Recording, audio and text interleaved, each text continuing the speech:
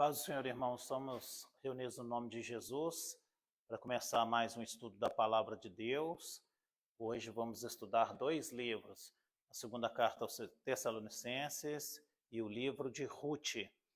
Quero fazer a leitura no capítulo 2 de Tessalonicenses, verso 2, e nós vamos orar. Está escrito assim: que não vos movais facilmente do vosso entendimento, nem vos perturbeis, quer por espírito, quer por palavra, quer por epístola, como de nós, como se o dia de Cristo já estivesse já perto. Oremos. Deus e Pai, muito obrigado porque a gente pode ler a palavra de Deus, porque a gente pode orar, porque a gente pode buscar a palavra do Senhor, o entendimento da palavra do Senhor, e peço que por misericórdia e por graça nos dê isso, dê a cada um de nós aqui o verdadeiro interesse, o verdadeiro desejo de conhecer a palavra de Deus, praticar a palavra de Deus. Em conhecendo a palavra, sermos blindados para não cairmos em heresia, Senhor, para não desviarmos do Senhor e para que a gente esteja edificado e firmado para dias maus como esses que têm vindo e sabemos que há de vir grandes males ainda. Eu peço que abençoe cada um que aqui está presencialmente e abençoe aquelas pessoas que assistem pelo Facebook e pelo YouTube, agora e posteriormente. No nome de Jesus, amém.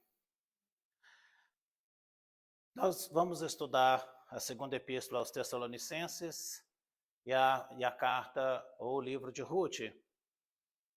Nós vamos ver a importância hoje, por que a Bíblia teve que ser escrita. E esse trecho que eu li, ele quer demonstrar isso. Nós vamos passar, eu vou passar um resumo introdutório de Tessalonicenses, e aí a gente vai dando continuidade, e depois a gente vai fazer a leitura em grupo da carta mesmo aos Tessalonicenses.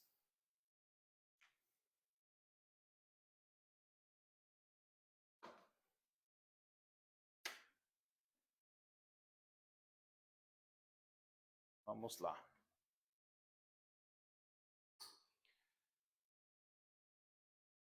Caros irmãos, quanto ao retorno do nosso Senhor Jesus Cristo e à nossa reunião com Ele, vos suplicamos que não permitais que o vosso modo de crer seja influenciado, nem fiqueis amedrontados por causa de profecia, palavra ou carta atribuídos indevidamente à nossa autoria, como se o dia do Senhor já estivesse chegado.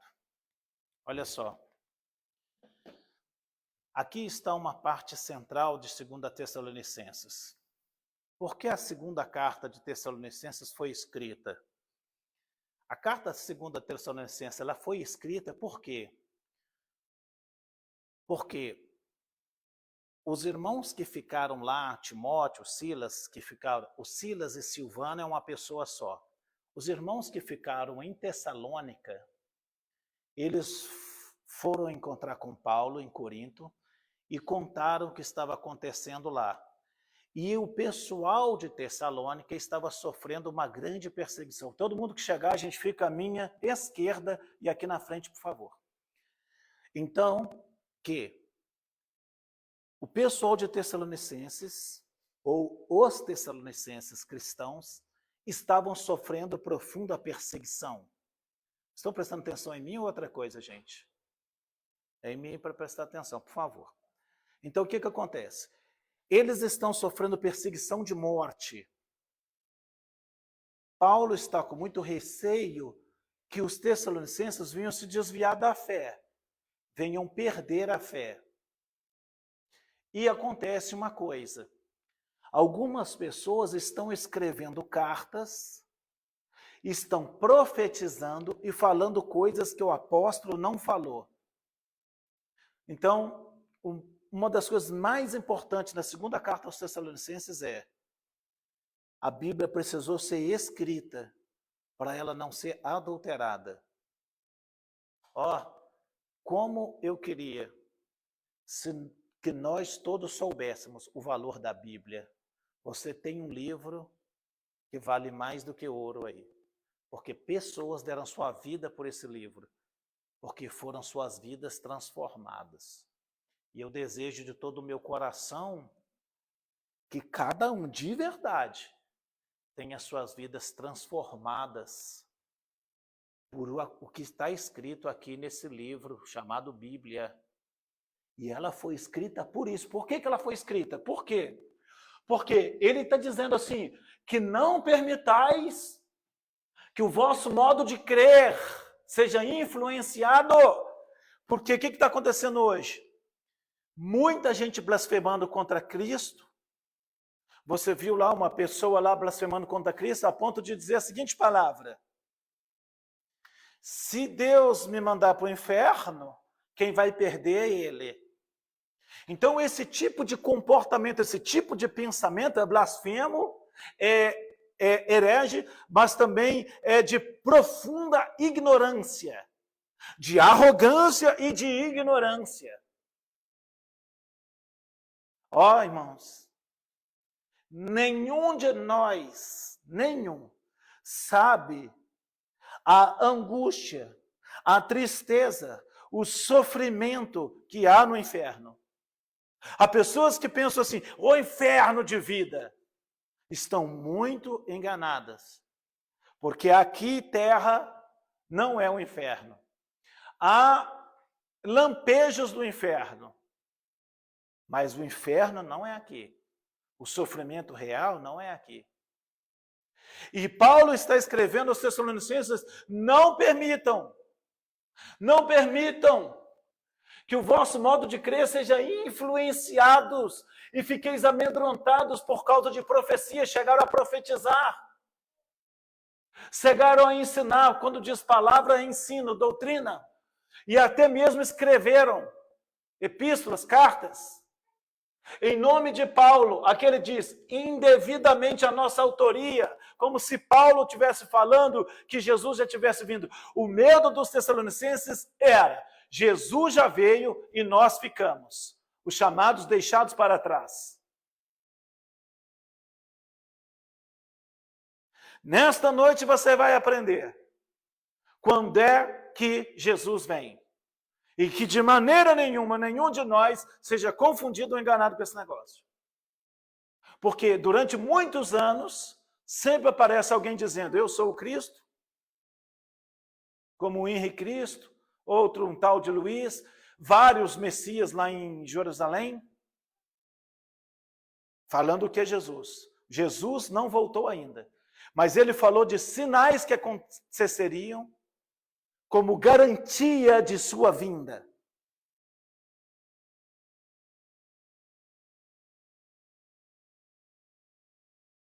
Uma breve introdução só para a gente lembrar algumas coisas aí. Então vamos lá. O autor mesmo é o apóstolo Paulo. Cada ano que se passa, irmãos, há grandes distorções a respeito de quem escreveu algumas partes da Bíblia. Tá? Então, assim, a gente vai pela tradição e queremos guardar as tradições. Espero que guardemos as tradições. Foi Paulo que escreveu. Em qual data? Quem lembra? Qual a data de 1 Tessalonicenses? Quem lembra? Parabéns. O ano 50 depois de Cristo. Espero que todos estudem de verdade e aprendam de verdade. 50 depois de Cristo. Mais ou menos ali alguns meses depois, entre 51 e 52, foi escrita a 2 Tessalonicenses. No mesmo local, Paulo ainda estava lá na Grécia, estava lá em Corinto. O tema central é o retorno glorioso de Jesus Cristo. Então, de que trata 2 Tessalonicenses? O retorno glorioso de Jesus Cristo. Vamos falar comigo assim. O glorioso retorno de Cristo. Fica mais aqui, ó, Isabel, nessa posição? Um pouquinho mais para a esquerda. Você está tampando, não está dando para ver nada. Aham. Então agora já dá, eu vou me mirar por aí. Vamos lá. Vamos ao valor para a cristandade. Um leitor para a gente, por favor. As escrituras devem ser devidamente estudadas, compreendidas em contexto e aplicadas em todos os tempos. O que é isso, gente? Você deve ler a Bíblia e entender o que ela significou para aquele povo daquela época. Você deve ler a Bíblia e saber o que ela significou para aquele povo naquela ocasião. Lá naquele tempo, lá naquela época, o que significou para eles? De novo, eu estou pedindo aos irmãos, preste atenção aqui, não em outras coisas, gente. Então, quando a gente lê a Bíblia, eu preciso saber o que está acontecendo lá naquela época. Então, lá naquela época, o que está acontecendo naquela época, naqueles 51 depois de Cristo, é que em Tessalônica, uma cidade chamada Tessalônica, quem nasce em Tessalônica é tessalonicense, quem nasce em São João del Rei é são joanense. Por isso são chamados tessalonicenses, porque nascem em Tessalônica. É que os irmãos de Tessalônica sofreram profundas perseguições, a ponto de perseguição de morte. Paulo está preocupado com isso, houveram umas questões, e ele escreve a primeira carta aos Tessalonicenses. Só que alguns problemas persistiram, e esse problema que persistiu, ele vai escrever a segunda carta. Um outro leitor para nós?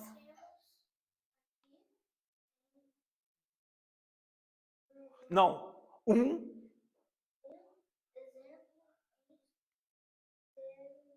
Excelente. Capítulo 2. Isso, muito bem, tá? Então, temos aqui o exemplo de que o que eu vou fazer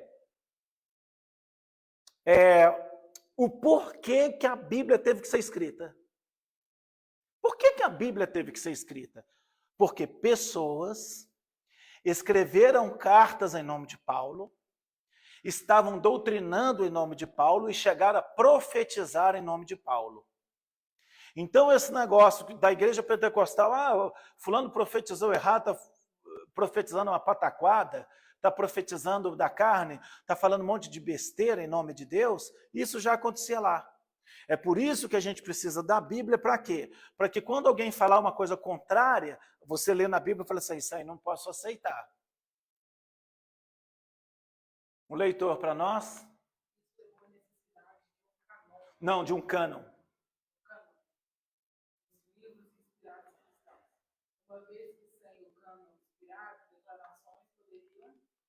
Pergunto, o que é cânon? Todos aqui sabem o que é cânon?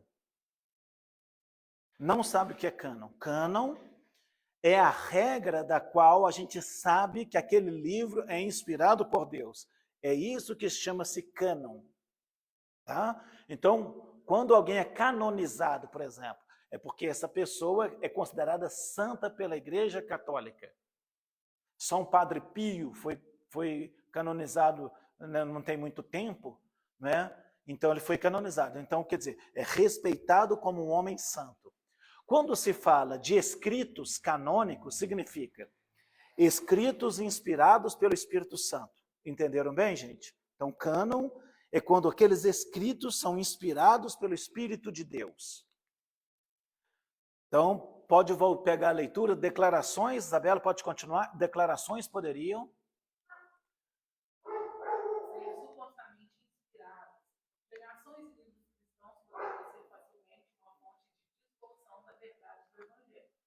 Sem uma base verdadeiramente apostólica, derivada dos escritos do Novo Testamento, seria fácil se deixar enganar pelas diversas doutrinas estranhas que surgiram ao longo da história da Igreja. 1 Timóteo 4, 1, 2, 3, 9. Todos que chegarem, fiquem à minha esquerda, por favor. Então, veja bem o que está acontecendo. Gente, há lugar aqui na frente. Se desejarem, é melhor ficarem na frente do que atrás, tá? Prefiro, inclusive. O que está dizendo aqui, então, gente? Que, olha, qualquer pessoa poderia inventar uma doutrina. Ó, igreja, vos afirmo, pessoas deram suas vidas por esse livro. Ninguém dá sua vida por uma mentira. Por que as pessoas deram a vida por esse livro? Por que você acha? Porque o que ele bebia, ele não bebe mais. Ele mentia, ele não mente mais. Ele adulterava e não adultera mais. Ele estava tão amarrado, tão oprimido pelo diabo, tão iludido com a vida, que quando ele descobre uma luz, é como um asmático que encontra oxigênio. Então, por que foram escrita a Bíblia? Porque esse é o primeiro livro da Bíblia Sagrada. É o primeiro livro escrito no Novo Testamento. Não o Segundo Testamento, mas a primeira. Nós, como estamos na segunda, que é o ano 51, então nós temos um livro que Paulo escreve, inspirado pelo Espírito Santo, para dizer: olha, gente, nós vamos escrever para vocês, para que nenhum de vocês sejam enganados. Eu preciso de 2 voluntários, um para ler 1 a Timóteo 4:1 e aos Hebreus 13:9. Doce vai ler 1 Timóteo 4:1. Eu preciso de aos Hebreus 13:9. Quem vai ler aos Hebreus? Josiane vai ler. Nós vamos esperar as irmãs acharem, e quando elas forem, como antigamente ensinava, um burro fala, os outros murcham a orelha. O que significava isso para as crianças do passado? Quando uma pessoa está falando, gente, você não pode estar olhando para o celular, você não pode estar brincando e nem falando. Você tem que ouvir a pessoa. Isso é uma boa educação. E não somente aqui na escola, mas isso em casa também, irmãos. Não aceite nenhuma pessoa, quando você for conversar, se ela estiver olhando um celular, se ela estiver conversando outra coisa, não converse com ela. Porque a atenção, irmãos, é um fundamento da comunicação para o entendimento. Se a gente não concentrar, a gente não entende nada. Os irmãos já acharam? Tá, então o Doce vai ler, pode ler. 1 Timóteo 4:1. Olha o que diz lá, a severidade do que está escrito. Pode ler. O Espírito Santo afirma expressamente que, nos últimos tempos, alguns se desviarão da fé e darão ouvidos a espíritos enganadores e a doutrina de demônios.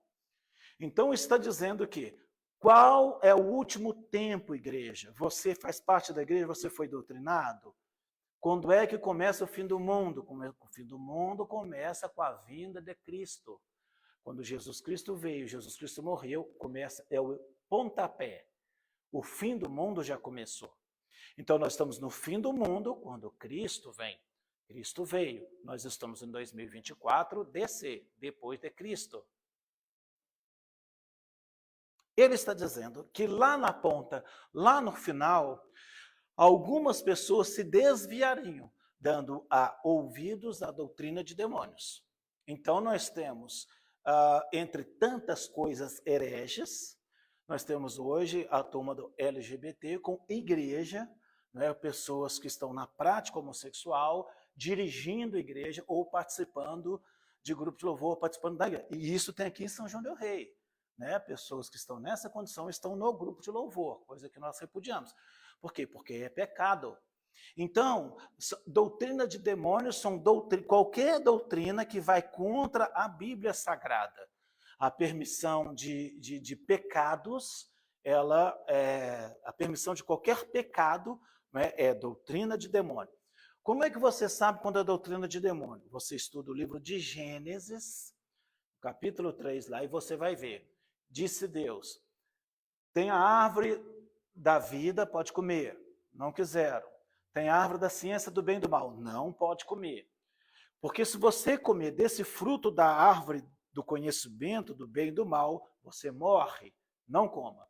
Vem o diabo e falou assim, pode comer, não morrereis. Não morrereis.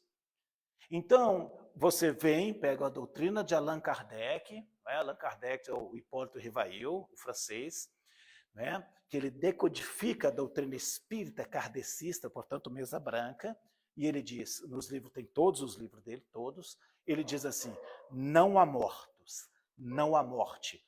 Qual o termo que o espírita usa? Desencarnou. Porque o espírito dá continuidade. Muito bem. Então, lá em João 8,44, Jesus ensinou assim, olha, Satanás é mentiroso e é o criador da mentira. Então, a função do diabo é sempre contradizer o que Deus disse. Deus falou assim, não existe sexo fora do casamento. Se a pessoa pratica ou pensa ser certo, ele doutrinariamente é influenciado por demônios ou seguindo suas vontades carnais contrária à obediência de Deus. A primeira carta aos Coríntios, capítulo 7, ensina por isso que se casa. Por que a pessoa casa? Para acabar com essa agonia sexual, esse desejo forte sexual, ele deve ser satisfeito dentro do casamento com um macho, com uma fêmea só, com profundo respeito entre esse senhor e essa senhora. Dois homens casados, duas pessoas casadas, um homem, macho, com uma fêmea, uma mulher.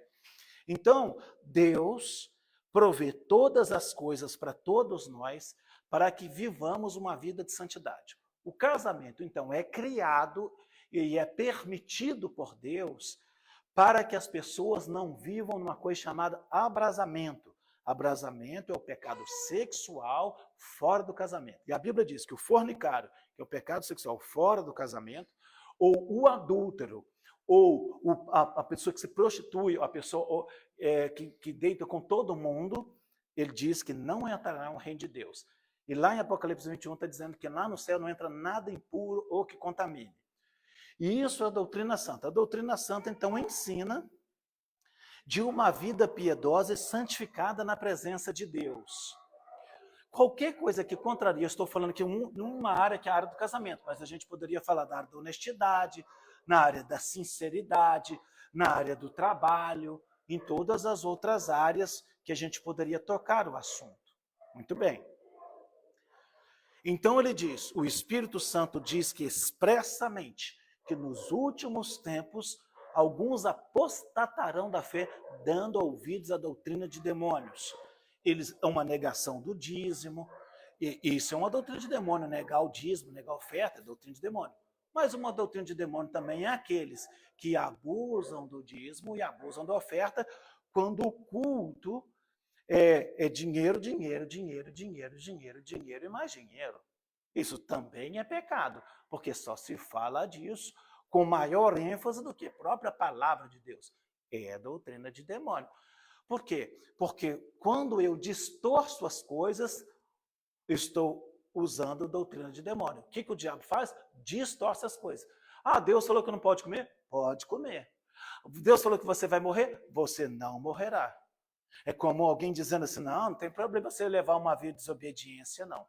Né? Então, nós temos aprendido, então, que o amor de Deus não é incondicional. Ah, não, o amor de Deus é incondicional. Não, não, não, é condicional. Porque se a pessoa agir mal, Deus vai agir mal com ele.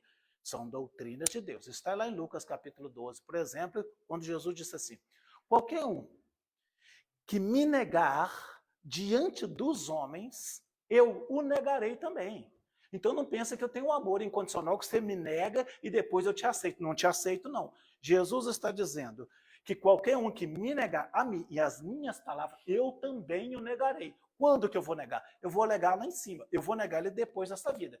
Eu vou negar ele diante de Deus e dos anjos. Então observa que Deus vai negar as pessoas que estão negando a sua doutrina. Anakiblekofai, isso não é brincadeira, meu chapa. E esse livro aqui, que se não obedecido, vai haver uma condenação. E é o grande dia da ira de Deus, que é um dos temas de Tessalonicenses que nós estamos estudando. Então, o Espírito diz que nos últimos tempos, Paulo, o apóstolo, está dizendo a Timóteo, o seu pastor da igreja de Éfeso, e falou assim, filho Timóteo, olha, no final dos tempos, a turma vai estar terrível. E naqueles tempos, muita gente vai dar ouvido à doutrina de demônios, a doutrina do nada a ver.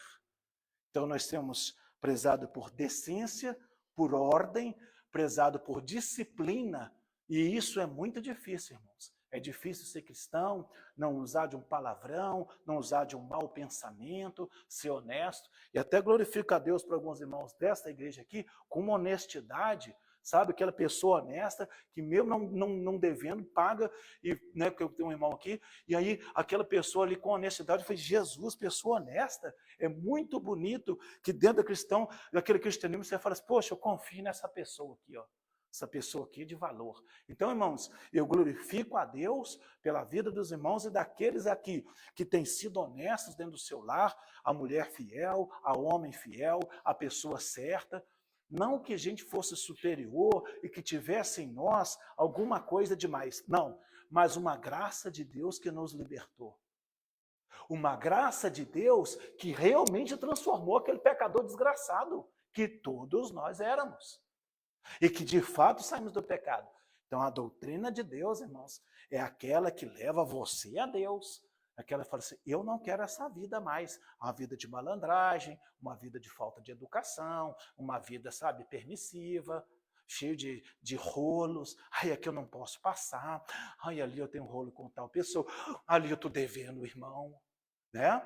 Então, a doutrina de Deus é pura. Está em 1 Epístola de 1 de João 4:1 também, ele está dizendo, irmãos, não deis ouvido a qualquer doutrina, não deis ouvido a qualquer espírito, antes provai se os espíritos são de Deus. Então colocou um terninho e gravata, está com uma igreja, se você acha que é de Deus, não é assim não, pelo contrário, um grande número de corrupção está acontecendo, e a gente precisa rejeitar. Não é? Agora a epístola aos Hebreus 13, verso 9, irmã Josiane poderá ler. Não vos deixeis levar por doutrinas várias e estranhas, porque bom é que o coração se fortifique com a graça e não com alimentos, não trouxeram proveito algum aos que com ele se preocuparam. Por quê? O que ele está dizendo? Ele está dizendo assim, olha, tem doutrina aí dizendo assim, você não pode comer carne, sabia? Você não pode comer isso, você não pode comer aquilo. Então tem um monte de doutrina, você não pode casar, a doutrina do celibatário. Deus não está mandando ninguém aqui ser celibatário. Aqui, as crianças, sabe o que é celibatário, vocês jovens? Giovana, o que é celibatário?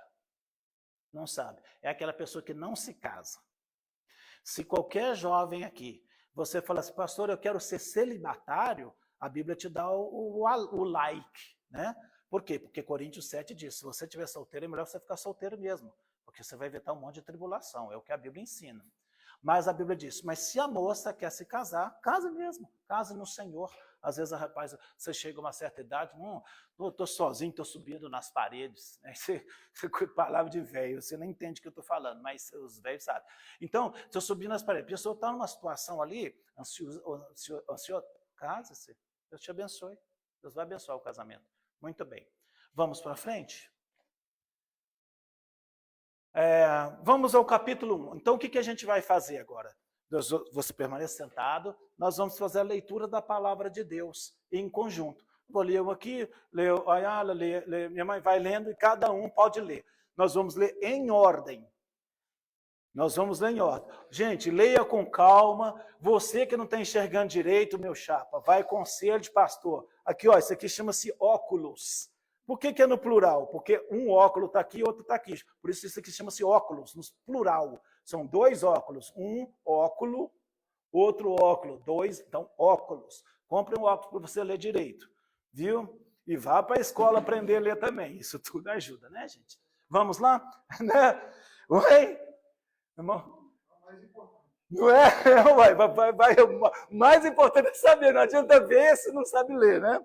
Muito bem, nós vamos ler a segunda epístola aos Tessalonicenses, o capítulo 1, em ordem. Depois a gente vamos ler ele todo, não é? Eu vou começar lendo, aí vai o Ayala aqui, vai minha mãe, vai a turma toda. Paulo e Silvano e Timóteo, a igreja dos Tessalonicenses, em Deus, nosso Pai, e no Senhor Jesus Cristo. 2. Não é isso não, você está no lugar errado. É 2 Tessalonicenses, irmão, tá? Isso não é. Se você está lendo primeiro aí. Isso, pode ler minha mãe enquanto ele acha aí. Leia minha mãe. 2. Pode ler.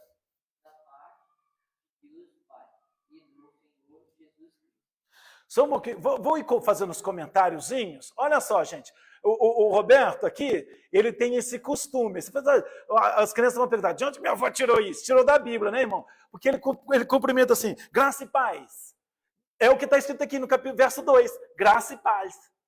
Então é um costume crente, é um costume dos cristãos. Porque a gente fala, Pai do Senhor, você vai achar isso na Escritura. Graça e paz, paz e graça. Então ele está falando assim, ó, graça e paz. Está vendo, gente? Isso é um cumprimento cristão. Então os cristãos cumprimentam assim, ó, paz, né? Paz do Senhor. Tá? Então são cumprimentos. Vamos lá? 3. Pode ler. Irmãos, cumpre-nos dar sempre graças a Deus no tocante a vós, pois como é justo, pois a vossa fé cresce sobremaneira e o vosso mútuo amor de uns para com os outros vai aumentando. De maneira que nos gloriamos nas igrejas de Deus por causa da vossa constância e fé em todas as Espera aí só um pouquinho, eu vou comentando cada um, porque aí a gente termina assim. Gente, então, é a primeira vez que Paulo vai dar um louvor a uma igreja, claro, é a primeira vez que ele está escrevendo, mas é a primeira vez que ele dá um louvor pela fé das pessoas. Ele está dizendo assim, ó, eu quero ser debaixo de provação, vocês, ele estava com medo deles desviarem, mas não, eles estão ali na paciência, na fé, estão suportando perseguição e aflições. Igreja, ser crente é suportar perseguição e aflições, porque isso a gente vai ter na vida. Eles aqui é perseguição de morte. Eu e você, uma perseguiçãozinha, uma zombaria, talvez um descaso, uma desobediência. Mas eles aqui era risco de morte. Verso 5, pode ler. E a prova clara do justo juízo de Deus, para que sejais havidos por dignos do reino de Deus, pelo qual também padeceis. Pode ler. É justo diante de Deus que ele retribua com aflições os que nos causam tribulações. Espera só um pouquinho, comentário de novo. Então, o texto começa ali com José e terminou com doce. Ele está dizendo assim, Deus vai vingar. Então ele está falando assim, Deus vai atribular quem está te atribulando. Gente, essa doutrina da vingança, né, vingança de Deus, eu acho que é esquecida nos nossos dias, porque as pessoas estão escorraçando os crentes, falando que eles são intolerantes. Igual eu falei, o homossexual não herdará o reino de Deus, está escrito aqui, nesse Coríntios 6:9, por exemplo. Quem falou para você que nós não recebemos o homossexual aqui? Quem falou para você que eu não tenho amigo homossexual? Quem falou para você que nós não respeitamos esse tipo de pessoa? Nós damos as mãos a eles, respeitamos a eles, amamos a eles, ajudamos a eles, não excluímos ninguém, não condenamos sequer. Então, Flávio, quem é Flávio? Senão um pó e cinza também, como está escrito lá em Gênesis 3,19, pó e cinza. Então, não é o caso que o cristão está falando que o bêbado não herdará o reino de Deus, nem os comilões herdarão o reino de Deus. E nós estamos repudiando o bêbado? Nós estamos repudiando o comilão? Nós estamos repudiando até mesmo o adúltero? Não. Nós estamos condenando essas pessoas? Não. Nós não aceitamos o pecado delas. Nós não aceitamos que essas pessoas vivam na indecência, que essas pessoas vivam na imoralidade, ou que traga isso para nós, de maneira alguma. Mas trazer para o nosso meio, com respeito, com amor, doutrinando, abraçando e ajudando ela a sair do pecado, isso é fundamental para a igreja de Deus. Então a igreja de Deus é uma comunidade de profundo amor e não de exclusão. Então estamos excluindo as pessoas, os quais o pastor Flávio todo dia fala que o feiticeiro não entrará no reino de Deus, Apocalipse 22 e verso 15. Os feiticeiros não entrarão no reino de Deus. Ou os assassinos não entrarão no reino de Deus. Ora, se vier alguém que cometeu aquilo lá, não somos nós com poder de polícia, com poder militar, com poder de Estado, que estamos julgando ou condenando as pessoas, não. Só estamos dizendo que a lei divina diz que o homossexual, que o adúltero, que o assassino e que o idólatra não herdarão o reino de Deus. Eles não herdarão, mas nós não repudiamos as pessoas, as rejeitando ou debochando delas. Sequer debochamos dessas pessoas, nós abraçamos essas pessoas. Nós abraçamos, nós amamos a elas, nós oramos por elas, nós desejamos que elas sejam libertas e felizes e prósperas e alegres no mundo. E se seja lá quem for dessa lista negra que eu falei, que ele precisar de nós, estamos lá de coração aberto para ajudá-las financeiramente, dando um abraço, dando carinho e dando amor. Então, não venha confundir Satanás, o diabo mentiroso como é, e qualquer pessoa falando que cristão é intolerante. Intolerante não. Eu sou da verdade e vamos pregar com ferocidade a verdade. Mas nós temos amor com as pessoas. E nós estamos excluindo ninguém. Ah, mas aquela pessoa, aquele irmão que caiu num pecado, caiu numa situação, nós não o condenamos. Claro, ele não pode exercer ministério. Não é? Pode falar, irmão. Jesus veio contra pecadores. E Jesus veio contra pecadores. E muitos de nós Já foi um desses. Está escrito em Coríntios 6,10. Alguns de nós foram isso, fomos ladrões, roubadores e quem sabe mais o quê. Então, quer dizer, Jesus veio para isso. Então, nós pregamos esse Jesus que ensinou isso. Pô, como assim que você está dizendo? Você está dizendo o quê, pastor Flávio? Estou dizendo o quê? Vinde como estáis. Ah, então tem uma pessoa, poxa, está na alta prostituição, um cara extremamente enrolado. Venha para Jesus, por quê? Porque vai libertar teu coração dessas amarras. Poxa, mas o cara lá é bandido pesado. Venha para Jesus, Jesus vai tirar essa bandidagem aí. Então, é esse Cristo que pregamos. Agora, a Bíblia também fala que alguém dizendo-se irmão,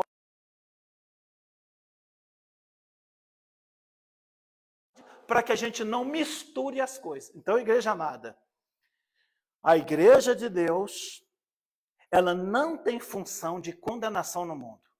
Então, a igreja cristã não veio condenar nem o homossexual, nem o idólatra, nem o assassino sequer. A igreja não. A igreja ama essas pessoas, a igreja faz... Eu trabalhei na cadeia 7 meses, não estava preso não, tá, gente? Trabalhei na cadeia 7 meses pregando o evangelho. Há outras pessoas que fazem culto na cadeia e ali a grande libertação e a salvação nas cadeias. Na PAC feminina, na PAC masculina e outros lugares. Batizei do antigo caçoque, batizei vários presos com problema de assassinato, com roubo, com latrocínio, e batizei os presos na piscina lá do caçoque. Lá atrás naquela rua João Mourão, ali do lado do mercado municipal. Ali, né, tinha uma coisa ali da cadeia, do caçoque. Então, eu batizei pessoas ali. Então, evangelizamos as pessoas. Alguém já tinha evangelizado, eu fui como pastor batizá-las. Pastor, precisa de alguém para batizar. Batizamos na piscina desse tamanho aqui, ó. Entendeu? A libertação daqueles presos, a libertação espiritual. A única coisa que deu motivo para o cara viver estando preso, pagando ali o que deve à justiça. Então, igreja... que não confundamos essa severidade com a qual estou pregando, ou severidade que a Bíblia está dizendo, como se nós tivéssemos a autoridade de condenar alguém. Quem que a gente está condenando? De maneira alguma. Nós estamos condenando com ferocidade o adultério. Ué. Nós estamos condenando com ferocidade o latrocínio. Latrocínio é roubo seguido de assassinato. Tá certo, irmãos? Então nós repudiamos os pecados e não as pessoas. Está bem entendido? Então, assim, porque principalmente nós aqui, Cristo em Casa, a gente praga desse jeito feroz, né? Aí dá uma sensação, negócio ali, aqui, se o senhor errar um pouquinho aqui, o pastor manda fogo do céu e queima tudo e vai queimar até o pastor. Não, pecadores pregando a pecadores e nós juntos orando um pelos outros para a gente não cair em tentação. Tá, irmãos? E que isso fique bem claro para nós aqui, para os outros que vêm partindo em defesa do cristianismo, do amor verdadeiro de Deus. E o amor verdadeiro de Deus é libertar dos nossos pecados. Vamos continuar aqui na leitura. Onde paramos? No 7. Quem vai ler o 7, então?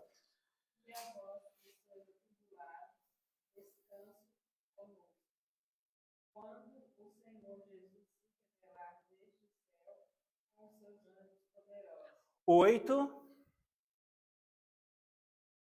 Ele punirá os que não conhecem a Deus, os que não são submissos ao Evangelho de nosso Senhor Jesus.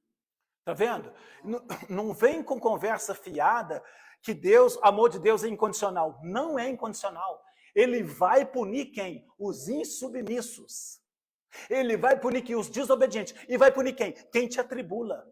Então, atribular um crente não é brincadeira. Atribular um crente não é brincadeira, porque ele vai atribular o que vos atribulam. 9.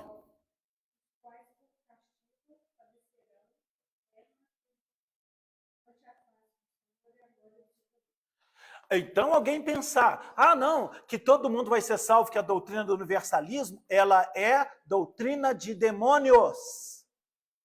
Doutrina de demônios. Deus está dizendo que eles receberão castigo, e ele está falando de inferno. 10.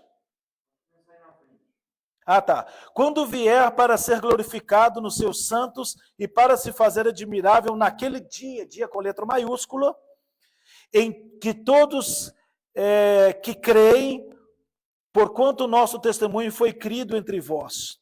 11.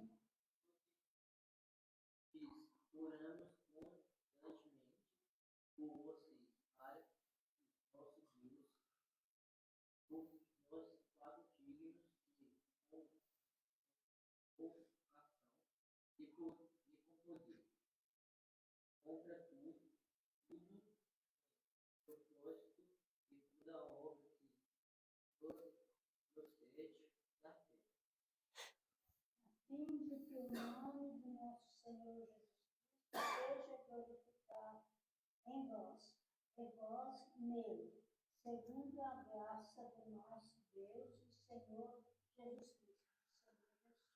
Ponto. Só comentário, a gente vai para o 2. Olha, o Espírito Santo me tem falado desses dias, Flávio, precisamos aprender a orar, porque crentes não sabem orar. Foi, não sabe o Espírito Santo. Foi, como que eu oro?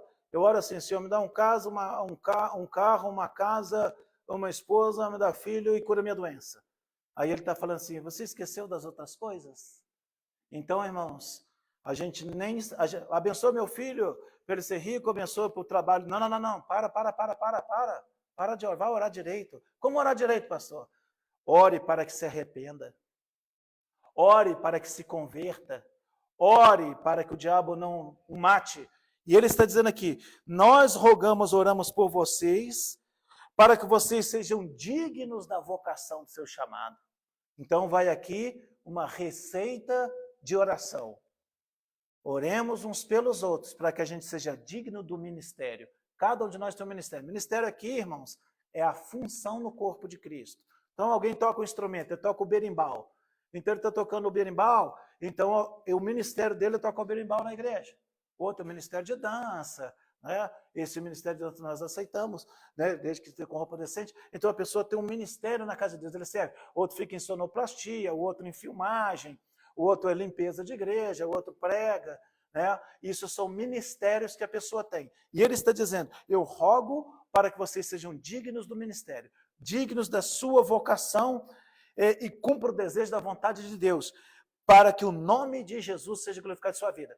Nós vamos orar assim uns pelos outros. Oremos pelos nossos filhos, pelas pessoas que amamos. Senhor, que ele seja digno do ministério. Você já orou assim por alguém? Você já orou para as pessoas que você ama? Olha, eu oro para que meu filho seja digno no ministério. Já oraram assim? Para que a minha esposa seja digna? Nós devemos orar assim. Vamos para o capítulo 2, verso 1 e 2, fazer o comentário. Quem leu por último? Isso pode continuar. Então, nós estamos no capítulo 2 de 2 Tessalonicenses.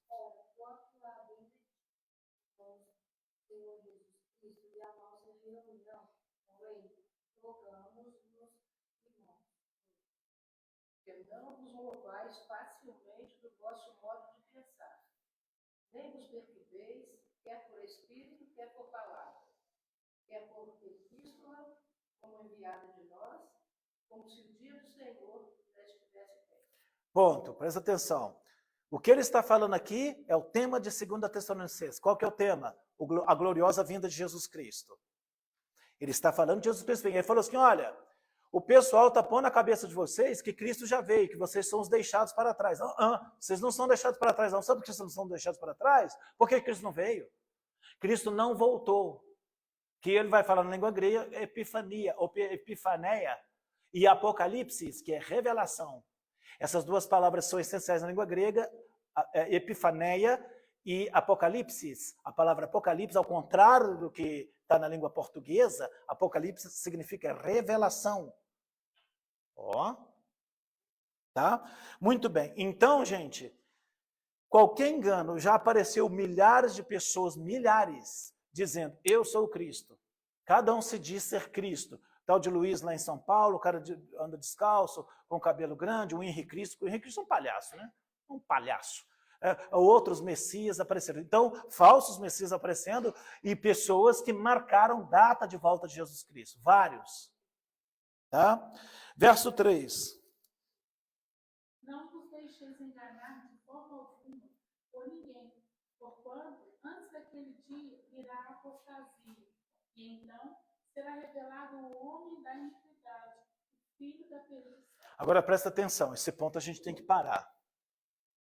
Olha só, o que Jesus está ensinando aqui é a maior clareza de sua volta. Sinais de proximidade e sinais de certeza. Ó, ele está dizendo assim, Jesus não vem sem acontecer uma coisa. Existe uma coisa, um homem, que ele chamou de homem do pecado na minha Bíblia, eu estou na contemporânea do Leu na King James atualizada. Alguma versão está assim, homem do pecado, em outras versões não, está escrito homem de iniquidade. Conferiram isso? Homem do pecado e outras, homem da iniquidade.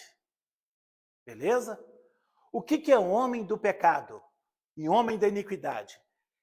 É o anticristo. O que é anticristo? É só você saber o que é Jesus Cristo. Se você sabe o que é Jesus Cristo, você sabe o que é anticristo. O que é Jesus Cristo? Jesus Cristo é Deus encarnado. O que é anticristo? É o demônio encarnado. Então é fácil. Jesus Cristo é Deus encarnado. Immanuel, em hebraico. Immanuel, em hebraico. Deus conosco. Jesus é Deus. Deus encarnou. E isso é Jesus Cristo. O que é anticristo? É um homem possuído por Satanás. Satanás encarna nele. Ele é a encarnação de Satanás. Então isso é claro. Jesus está dizendo assim, olha, Paulo está dizendo assim, ó Tessalonicenses, calma lá. Jesus não virá enquanto não acontecer uma coisa. Vai acontecer uma coisa, que vai aparecer um homem possuído de Satanás, possuído de demônio. Tá? Esse homem é chamado de homem da iniquidade. Isso está revelado no livro do profeta Isaías, no livro do profeta Daniel, e Mateus 24. Então Jesus falou do abominável da desolação. O abominável da desolação é o anticristo. Nós estamos em Apocalipse capítulo 13. Entenderam? Então é fácil compreender. Nós temos a trindade de Deus, Pai, Filho e Espírito Santo. Nós temos a trindade satânica. Qual que é a trindade satânica? Nós temos Satanás, o anticristo e o falso profeta. Então esse trio que sempre Satanás copia Deus. Deixa eu te falar. Está escrito na segunda carta aos Coríntios, capítulo 11, que Satanás se transfigura em anjo de luz. Então, a aparição de anjo lindo e maravilhoso pode ser Satanás, porque ele se transfigura. Então, ele disse que os ministros do diabo se transfiguram em ministros de Deus. Ele parece um crente, parece um pastor, parece uma pessoa boa, mas ele é mau, ele é uma pessoa má. Então, a Bíblia diz assim, o anticristo com voz de dragão. Né? Então você vai olhar alguém, não parece que não, mas a voz dela é de dragão. Então essa pessoa é o cúmulo da malignidade. Então o Paulo está ensinando aos Tessalonicenses, ninguém vai falar que Jesus voltou, porque ele não volta sem antes aparecer alguém possuído de diabo. Não é essa demonada que tem por aí, não. Demonada é plural de demônios. Eu estou inventando. Mas essas pessoas endemoniadas. Não é isso. É alguém possuído de Satanás. E essa pessoa que Satanás encarnar é um homem extremamente capaz. É uma pessoa genial, extremamente inteligente. Toda a descrição desse Satanás, não, desse anticristo, está em Daniel capítulo 11. E ele diz algumas características dessa pessoa. Um deles ele não vai ter desejo por mulheres. Então, o anticristo é celibatário ou é homossexual. Porém que, não se engane não, o anticristo pode ser alguém casado? Eu pergunto, existe homossexual casado, sim ou não? Opa! Então, se sim, então fica de olho. Então, o camarada é homossexual, mas é casado. Ela é homossexual, mas é casada. Então, o anticristo vai ser um celibatário homossexual. Está no capítulo 11 do livro de Daniel. Então, ele está falando assim, olha, fiquem de olho aberto. Fiquem atentos. Tessalonicenses, cristandade, fica atento. Está vendo por que a Bíblia teve que ser escrita? Por quê? Porque senão alguém vai falar que Jesus Cristo voltou lá nos Estados Unidos. Jesus Cristo voltou lá em Israel. Jesus Cristo voltou na Segunda Guerra Mundial, 1914. Na Primeira Guerra Mundial, 1914 até 1918. Ou na Segunda, de 1939 a 1935. Jesus voltou. Não voltou. E o que vai acontecer? Alguma coisa, essa pessoa vai se manifestar. E a carta aos Tessalonicenses, senhoras e senhores, está revelando que por que ele não manifesta. Você vai ler aí agora a revelação. Por que o anticristo não apareceu? Sendo que João vai escrever daqui a pouquinho, no ano 90, ele vai escrever o quê? Há muitos anticristos no mundo. O que é anticristos? Pessoas malignas que representaram Satanás. Olha só, vocês crianças aqui não sabem o que é Tchecoslováquia, porque vocês não conhecem. Vocês nasceram, não existia Tchecoslováquia, mas existia Tchecoslováquia no meu tempo, que não existe mais. Hoje nós temos República Tcheca, que é um país, e nós temos um país chamado Eslováquia. São dois países, que era um país só chamado República Tcheca. Adolf Hitler, o alemão, ele entrou lá dizendo assim, eu sou o Messias, vocês vão ter paz e prosperidade. Então, o Hitler que entra dizendo, vocês vão ter paz e prosperidade, que vai causar a Segunda Guerra Mundial em 1939, ele diz que vocês vão ter paz e prosperidade. Então, ele foi um anticristo. Então, Epifânio Etíoco foi um anticristo. Então, vários líderes militares, vários líderes mundiais, Alexandre o Grande, o homossexual, o órgico, foi Calígula. Então, grandes desses imperadores mundiais, ou imperadores de Roma, ou locais, foram anticristos, com S. Porém que, agora Jesus falou assim, olha, o João disse, há muitos anticristos no mundo que são os antideus, o anti-Jesus. Porém que, tem uma pessoa agora, é um só. Esse homem é chamado de homem do pecado ou homem da iniquidade. Ele vai aparecer. Nós vamos saber o que ele vai fazer. Está revelado aqui, crente.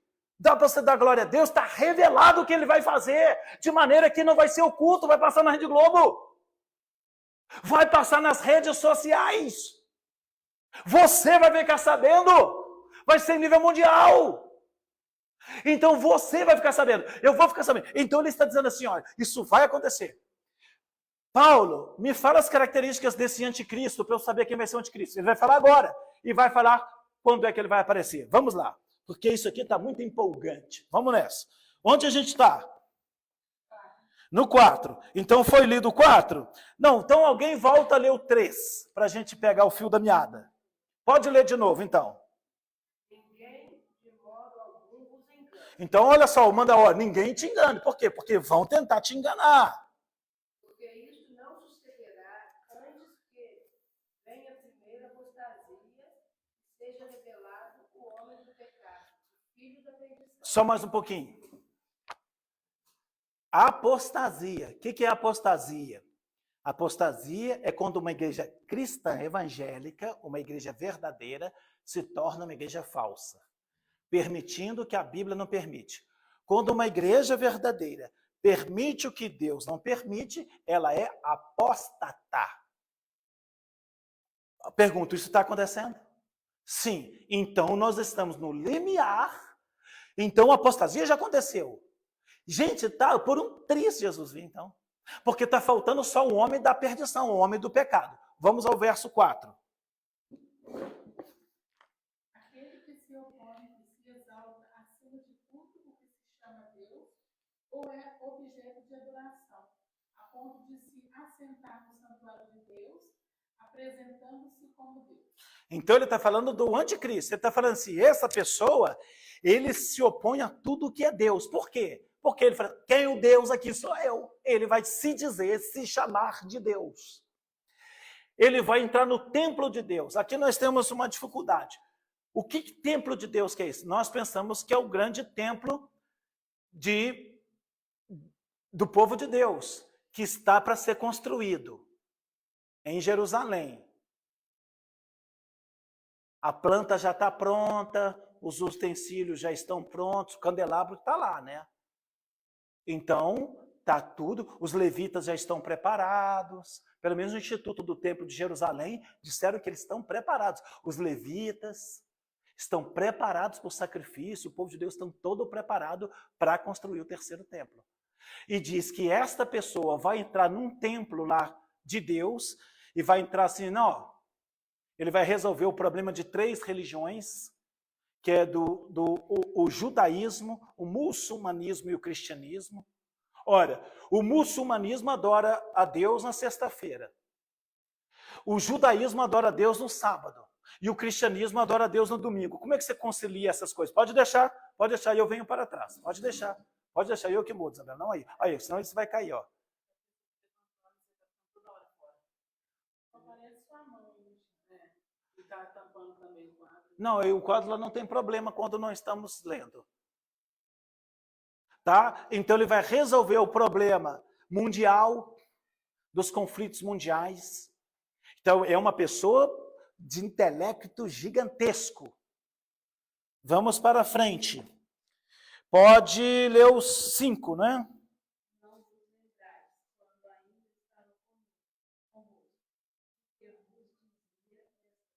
Então Paulo, gente, você já pensou? Paulo falou com eles lá pessoalmente, tete a tete, meu chapa. Foi uma coisa maravilhosa. Paulo falou assim, ó, gente, imagina eles lá, escutando Paulo falando sobre isso. Oh, foi aquele culto, aleluia, oh Deus, caindo com a cara no chão, pulando, aleluia, Deus, sei lá, né, tô falando isso, mas foi muito bom aquele culto. Né, Paulo pregando isso aí, porque o anticristo vai aparecer e tal, Paulo pregando, né, deve que foi muito glorioso. 6. No entanto, vós sabeis que está devendo nesse momento, para que ele seja manifestado no seu devido tempo. Bom, nós temos aí pano para manga. Está dizendo que tem alguma coisa que detém o anticristo. Quem aqui já estudou isso aqui ou ninguém estudou? Ninguém estudou. Ó, aqui nós temos a briga na teologia. Quem que detém o anticristo? O artigo no grego é neutro. Alguns dizem que até é feminino. Tá, eu pergunto, quem detém o anticristo? Estou assustado que ninguém tenha estudado isso aqui. Então, alguns interpretam a igreja, outros interpretam o Espírito Santo. De qualquer maneira, irmãos, eu penso que o Espírito Santo na igreja, né? Que o que está impedindo o anticristo manifestar, porque ainda tem igreja. Então, aparece uma doutrina aqui pentecostal. Tem uma doutrina pentecostal, meu chapéu. Eu falei assim, igreja cristã em casa pentecostal. Aí você fala, como assim pentecostal? Deixa eu te ensinar. Pentecostal não é sair pulando, rodando, não. Se alguém te ensinou isso é neopentecostalismo. Que doutrina pentecostal que você está falando, pastor Flávio? Vou te explicar. É que, se a Josiana está certa, é a igreja que detém? Ah, então é a igreja que detém o de Cristo. Então só tem um jeito dele aparecer. Como? Isso. Só tem um jeito. Se a igreja é a coisa que impede que o anticristo apareça, nós temos que tirar essa coisa. Tirar dessa coisa, o anticristo aparece. Então, de que maneira que o anticristo vai aparecer? Se a igreja for arrebatada. Esta é uma interpretação. Mas Paulo está escrevendo aos Tessalonicenses e falou assim, ó, Jesus não vem sem antes acontecer uma coisa, que é o aparecimento do anticristo. Ó. Hein? Isso é a Bíblia. Porque, tipo, está falando tudo aqui sobre o anticristo. Ele vai ser novo. Então, se acaba com a Bíblia, ele vem. Então, até se pregava antigamente que as páginas da Bíblia iam sumir, né? Talvez que essa interpretação o Manuel está fazendo. Porém que, irmãos, então olha que situação difícil. Então, para uma linha teológica pentecostal ou do Scofield, nós entendemos que a igreja sendo arrebatada em oculto, em segredo, em secreto, músicas pentecostais de época cantavam isso. Vou cantar um pedacinho. O mercado está vazio, seu trabalho já parou, o martelo dos obreiros, seu barulho já cessou. Depois, aviões sem seus pilotos voam para a destruição. Sai a última notícia, Jesus Cristo já voltou, o rei está voltando, o rei está... Então a igreja tinha doutrinas e cantava essas coisas. Que se o piloto fosse cristão, e que se Cristo arrebatasse, ia ficar o avião desgovernado. Essa é a doutrina antiga, mas que a igreja cada dia vai tendo um entendimento e pensando assim, não, quando o anticristo aparecer, a igreja vai estar na terra ainda.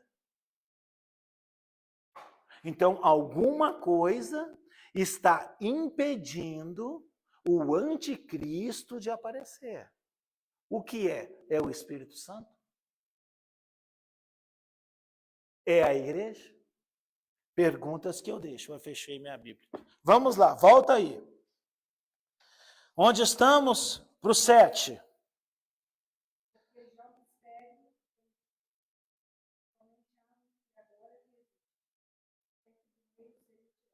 Bom, então, de novo, está falando a mesma coisa.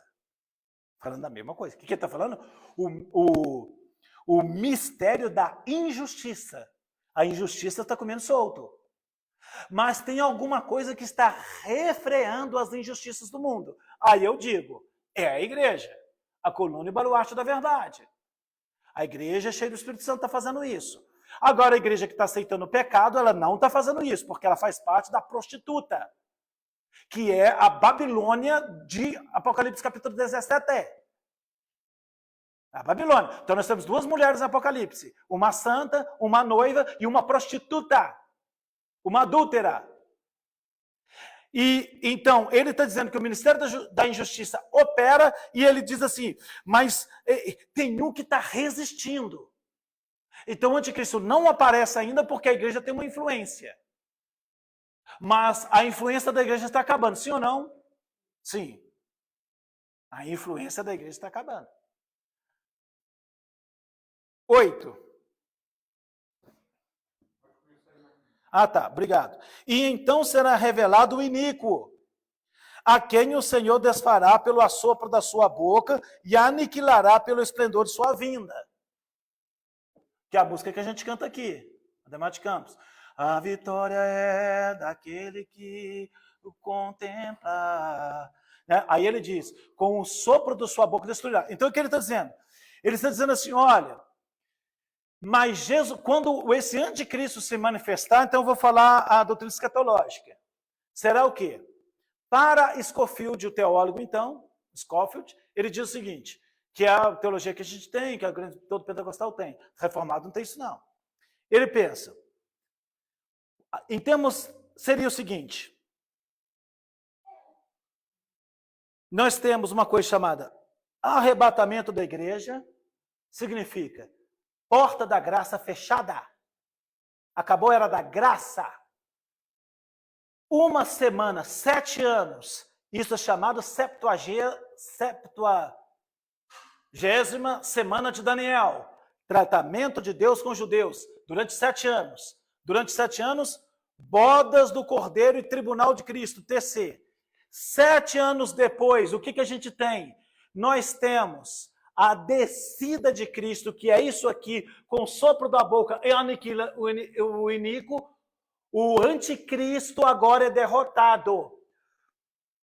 Batalha do Armagedon, de Megido, a batalha do Armagedon, uma guerra feroz de todas as nações contra Israel, Gog e Magog, Rússia e China, lutando contra os comunistas vermelhos desgraçados, lutando contra o povo de Deus. Ponto. Jesus desceu, Apocalipse 19, escrito em sua coxa, Rei dos Reis, Senhor dos Senhores, ele desceu uma guerra, uma batalha feroz, mas com o sopro da sua boca destrói o anticristo. O anticristo está derrotado agora. A besta e o falso profeta, eles estão lançados no inferno. Eles vão ser lançados no lago de fogo, mas eles estão ali ainda. O que vai acontecer ali? A batalha do Armagedon. O que acontece ali? A volta de Cristo, junto com seus santos. Mas o que acontece? O milênio.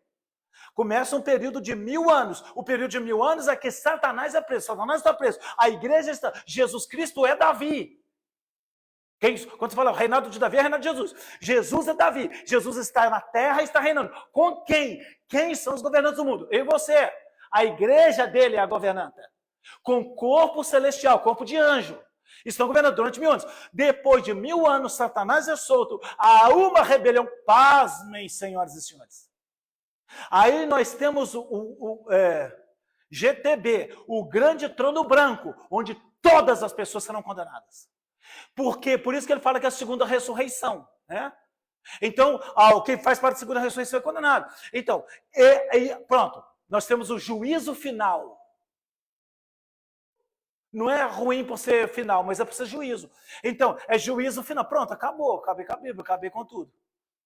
E você que está aqui, está livre do sangue, você está bem inteiradinho. Não, pastor, eu sei tudo da Bíblia agora. Pois é, sabe tudo. E isso é uma interpretação Scofield, para quem crê na doutrina das dispensações, que é dispensacionalista. A era da inocência, consciência, governo humano, a noética, a lei, a graça, que são as 7 eras. Beleza? E milênio final, tá bom? Lógico, todo mundo aqui está bem sabido disso. Eu fico bem tranquilo, que eu gosto que a igreja sabe. Então tá. Então o que acontece? Ele ainda vai falar do que essa pessoa vai fazer. Olha aí no verso 9. A vida desses perversos é a segunda ação de Satanás. Com tudo o poder, com os sinais e a marca, maravilhas, enganador. Então, observa que é alguém cheio de poder, de maravilhas enganadoras na versão ali do Emanuel. Então, a vinda dessa pessoa, desse anticristo, que é alguém possuído de Satanás, é uma coisa de poder. Vai haver cura, vai haver milagre, porque você já estudou. Todo mundo que conhece, quem que é José Pedro de Freitas? Quem tem conhecimento aqui? José Pedro de Freitas. É o nome dessa rua aqui, é um parente meu aí, José Pedro de Freitas. Conhece? Não conhece? Não? Você não sabe o que é José Pedro de Freitas? Não, eu vou ensinar para vocês. José Pedro de Freitas é um camarada que morou lá em Congonhas, e ele então recebia um espírito de um alemão, qual o nome desse espírito que ele recebia? Hein? Não, o espírito que recebia do doutor Fritz. Então, o José Pedro de Freitas tem um apelido, todo José, qual é o apelido de José? Zé. Então, aí o Zé, então, ficou com o apelido de Zé Arigó. O José Arigó, segundo se diz, pelo menos eu vi um relato lá, e eu estava fazendo as contas, é uma mentira também, que ele atendeu 2 milhões de pessoas. Pensa em 1950 até 1976, você estava calculando, foi perto de 30 anos, 76 não, 80 e poucos.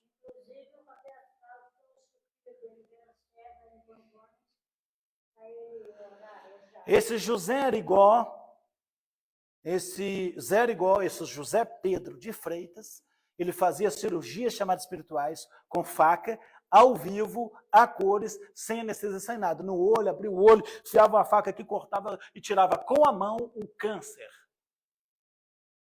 Então, alguém vai falar assim, nossa, o cara fez o bem. Não, peraí. Você não entendeu nada. Porque o poder do anticristo é esse, aqui no centro daqui, que eu passei, centro espírita. Que eu participei, não é outra pessoa não. O centro espírito daqui, o espírito desce sobre o São Bernardo, um dos fundadores, o chefão lá. E tinha alguém com um problema grave no estômago. Aí ele falou assim, desceu o espírito, eu sou o príncipe das trevas. Coloca a mão no teu estômago, pá, colocou, tira, vapo, e ficou curado. Então assim, não se engane não. Por quê? Porque todo espírita se diz, eu sou cristão. Não é. Porque a doutrina do espiritismo, gente, ela diz aqui, toda a salvação do espiritismo está em karma. O que é karma? Karma são sofrimentos pertinentes que você passa pelo karma para você atingir o aion, para você atingir um nível espiritual alto, para você se tornar um anjo. No espiritismo não existe Deus, nem diabo. Não existe céu nem inferno. Então, eu não estou perdendo fio de meada, não. Por que você está entrando? Estou entrando para mostrar assim. Porque as pessoas acham que é tudo igual. Esses filmes espíritas, esses filmes com cheio de coisa errada. Por quê? Então o Zé Arigó, né, o José Pedro de Freitas, então o Zé Arigó, que fez as cirurgias. Por quê? Porque está escrito na leitura que o irmão fez, que ele é cheio de prodígios. Por quê? Porque alguém pensa, então, que ele reencarnando várias vezes, ele vai se aperfeiçoar. E no cristianismo não, a salvação, a tábua de salvação é Jesus Cristo que morreu por nós na cruz do Calvário.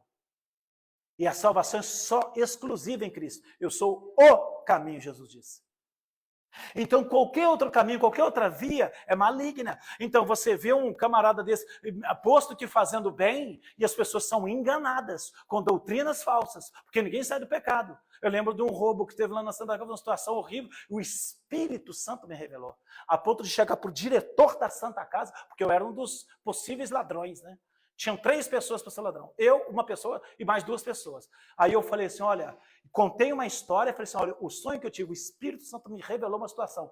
E eu falei, quando eu falei com a moça, assim, que era uma das que era suspeita, eu falei assim, olha, Deus me revelou, moça. Ela chorou na hora, porque é uma pessoa de bem. Aí eu falei, aí todo mundo, tipo assim, pô, foi o cara, e sabiam, por divina revelação. E qual a doutrina dessa pessoa? Era espírito. Então, os ladrões já tinham roubado salário de enfermagem. Então, irmãos, não se engane, não. Não se engane, não. A ação de Satanás não é uma ação fraca. Não se engane, não, porque tem uma linha de igrejas que fala assim, que não existe macumba, que não existe mandinga. Existe macumba, existe mandinga e pega assim. Macumba não mata crente, concordo 100%. O pastor, você falou? Pois é, para quem vive na presença. Mas quem dá brecha cai sim. Então não se engane como se não existisse macumba, como se ela não tivesse poderes. Porque por divina revelação, teve um ex-traficante, me chamou, falou, poxa, minha irmã está endemoniada em casa, cara. Tem uma situação horrível. Fui lá não vou falar no lugar não. Fui lá, que é outra cidade, mais próximo daqui, fui lá nessa cidade. Estava lá orando, a pessoa endemoniada. Aí o Espírito Santo me revelou uma roupa íntima dessa pessoa enrolada pela de pau de vassoura lá no cemitério. Aqui, Benaco Darefai. Quando desenrolou aquilo, o anjo desenrolando aquilo, vapo, ela foi liberta na hora. Não se engane, não. Com roupa, com fio de cabelo, com qualquer coisa. Acontece. Porém, qual o erro da igreja pentecostal? Sabe qual é o erro deles? Tudo é demônio. Que demônio não? É safado. Precisa converter e mudar. Aí não prega isso, não. Prega só expulsão de demônio. Não. Aqui não. A Bíblia não. Tem que mudar de vida. Então, pessoas que estão vivendo essa vida, elas são endemoniadas, elas são possessas, elas têm demônios sobre elas, a macumba está comendo. Não se esqueça, não. Pode falar, irmão. Os prodígios que Satanás faz, o que ele coloca na pessoa, fica fácil dele tirar.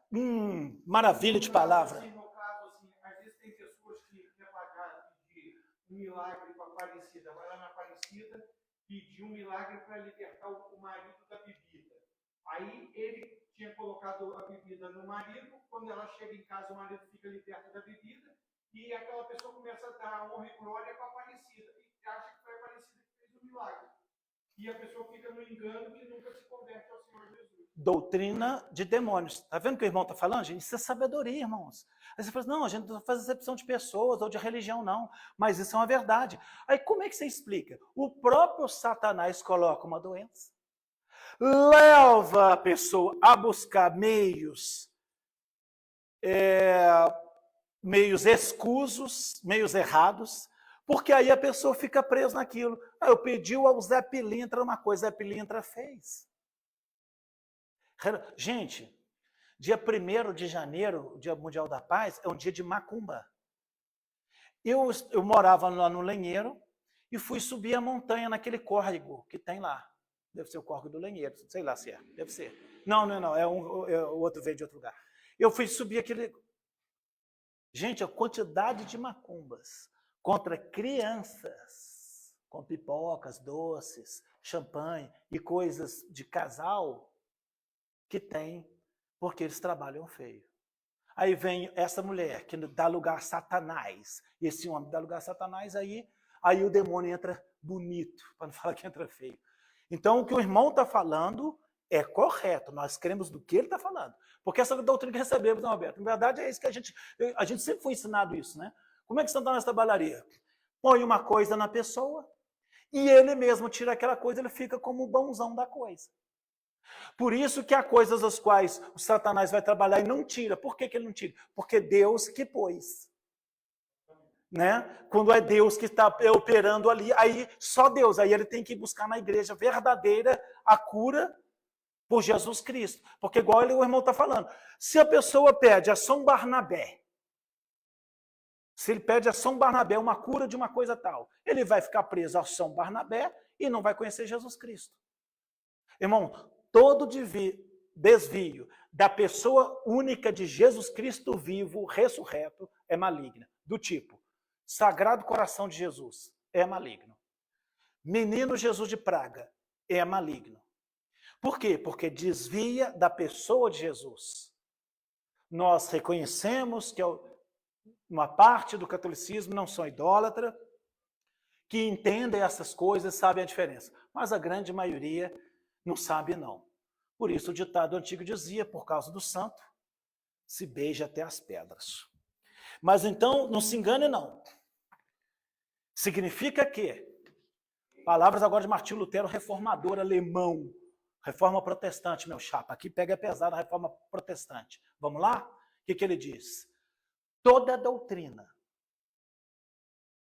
todo milagre e qualquer profeta que faça chover milagre todos os dias, que não é de acordo com a palavra, deve ser rejeitado. Isso é reforma protestante. Porque, irmãos, é só Jesus Cristo, o único Senhor e Salvador, o que morreu na cruz por nós, o que nos dá poder para vencer e que tira nossos pecados. A Ele honra, glórias e louvores. Jesus Cristo, Senhor. É um Jesus que morreu na cruz, o único caminho. E isso é o nosso fundamento de fé, o nosso fundamento de vida é Jesus Cristo. Então não se engane, não. O aparecimento de anticristo e anticristos, plural, vai ser com manifestações de poder. Para quê? Para seduzir, para enganar. Vamos lá, que estou vendo que o livro de Ruth está ficando complicado, porque é melhor eu fazer assim do que a gente pular, né? Verso 10, pode ler.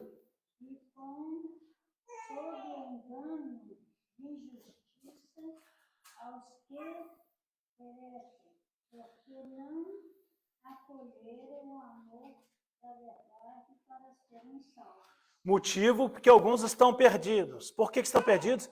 Não amam a verdade. Pelo contrário, você está metendo pau, dando cajadada. Como assim cajadada? Sou pecador também. Ou qualquer outro evangelista, não somente eu.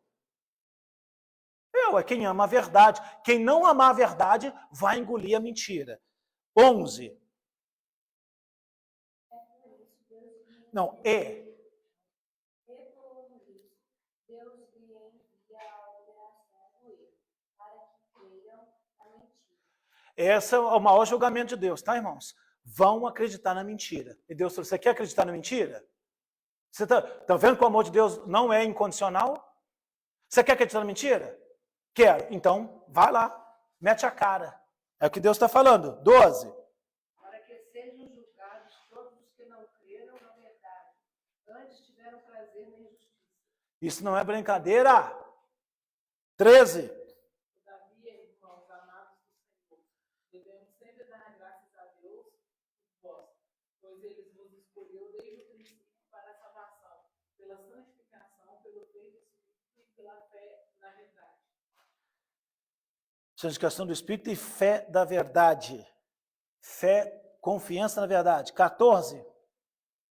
Para isso vos convocou, por meio do Evangelho que vos anunciamos, para alcançarmos a glória de nosso Senhor Jesus Cristo. 15. Portanto, irmãos, estáis firmes e retende as tradições que vos foram ensinadas, sejam por palavras, sejam por Amém. Comentário. Não esqueçamos disso. Existe uma tradição cristã. Existe uma tradição cristã. E ele fala, não larga a mão da tradição. Pode ser uso e costume, uma roupa, decência no vestir, decência no falar, decência no pensar. Honestidade, paga a conta, não fica devendo, não dá balão, não passa a perna, não puxa tapete, não derruba, não fala. Sabe, irmãos, o cristão deve ter uma conduta que as pessoas, olha que pessoa exemplar, olha que homem fiel, cara bacana, olha que moça fiel. Sabe, irmãos, tradições. A tradição cristã, eles são tementes, eles são reverentes. Irreverência não é de Deus. O mundo é cada vez mais irreverente. E quando a mídia ela tenta trazer irreverência, isso tem perturbado o país. Você é novo, você não sabe nada. Mas na década de 90 surgiu um grupo em São Paulo chamado Mamonas Assassinas. Foi o cúmulo da irreverência, do erotismo, da pornofonia cantado nesse país. A pornofonia. Tudo que cantava tinha duplo sentido, e então as crianças rebolavam e dançavam aquilo sem entender o que estava acontecendo. Comer tatu é bom, pena que dá dor nas costas. Então, como assim, dá dor nas costas comer tatu? É isso mesmo. Lógico, você vai falar? Então, é um ato sexual com tatu e aquilo divulgou na mídia. Foi uma carreira meteórica. Eu era professor, dava aula na escola estadual, mas todos os alunos, se você chegasse, era o tempo de uma coisa chamada CD, que você não conhece não, disc player, CD. E quando você chegava nas lojas, Mamonas Assassino, aquilo vendia, foi milhões, numa carreira de 7 meses. Tan, tan, tan, tan. Tan, tan, tan, tan. Não, o crente não canta isso, o crente não ouve isso. Agora, como é que você sabe? Ué, porque eu ouvi tudo, ué. Como é que eu sei? Porque eu ouvi tudo. Porque aqueles que participavam eram crentes. O Dinho era filho da Assembleia de Deus. O Samuel, tanto é que o Samuel sonhou. No dia ele sonhou assim, eu sonhei que o avião caía. À tarde caiu na Serra da Cantareira e destruiu, matou todos eles. Você acha que isso é coincidência? Ou é juízo de Deus? Porque eles cantaram coisas perversas para crianças. Não. Então, Shrek. Então, a Disney lança uma coisa, ou DreamWorks, qualquer um que seja, nem me interessa qual. Aí está lá Shrek, é o cúmulo da irreverência. Entendeu? Então você vai ver, então ele ensina, aí o cara arrota, o cara solta pum, o cara tal, e aí fica comum, e fica aquela badeira, aquela zoeira, aquela coisa porca. E todo mundo gosta, e todo mundo dando like, todo mundo gostando que os seus filhos assistam. E não se importa o que é, não vale, é o cara gay, é o cara isso, é o cara outro, é o dragão fêmea, é o burro que cruza com o dragão, é cruz credo, a Maria, Deus me perdoe, faz o nome da cruz, que aqui tem doutrina, irmão, tem, que bate na madeira, então, tantas essas coisas, aí tem ensinando tanta coisa errada, aí tantos desenhos, Pocahontas, Irmão Urso, que é um desenho totalmente espírita, porque o Irmão Urso chama-se metempsicose. O que é metempsicose? É quando há uma encarnação no animal. Então o índio morre e encarna no urso, por isso Irmão Urso. E essas coisas ensinadas para as crianças. Santa Claus, Papai Noel daqui, Papai Noel de lá, rena, fada madrinha, fada do dente. Então, irmãos, não. Cristianismo, aí, dá uma sensação, sabe a sensação que eu tenho? É que a gente vai falando essas coisas, uma sensação assim, de ignorância, de intolerância, de uma rigidez. Vê se meus filhos são assim. Olha aí para eles. Foram criados sabendo, não existe para eles ovo de Páscoa, coelhinho de Páscoa. Comer chocolate. Eles têm entendimento e separação de uma coisa de outra. Então a gente não está preocupado. Eles têm doutrina. Sabe, não, que se a gente criar o filho, não, minha filha foi virgem por casamento, meu chapa. Isso é honra, isso é glória a Deus. O meu genro foi virgem para o casamento. E nós pregamos isso. Espero que o meu filho vá virgem para o casamento. Espero que a namorada dele vá virgem para o casamento. Isso é honroso? Ou você vai usar a cruz ansata, que é o desrespeito à virgindade? Então, existe uma verdade aqui libertadora. Se todos os homens fossem fiéis, se todas as mulheres fossem fiéis, se ninguém gritasse dentro de casa, se ninguém fosse imoral, se ninguém fosse infiel, se ninguém fosse violento, se ninguém tivesse maldade, as crianças seriam tudo mais saudáveis. Nós estamos num tempo de extremas doenças.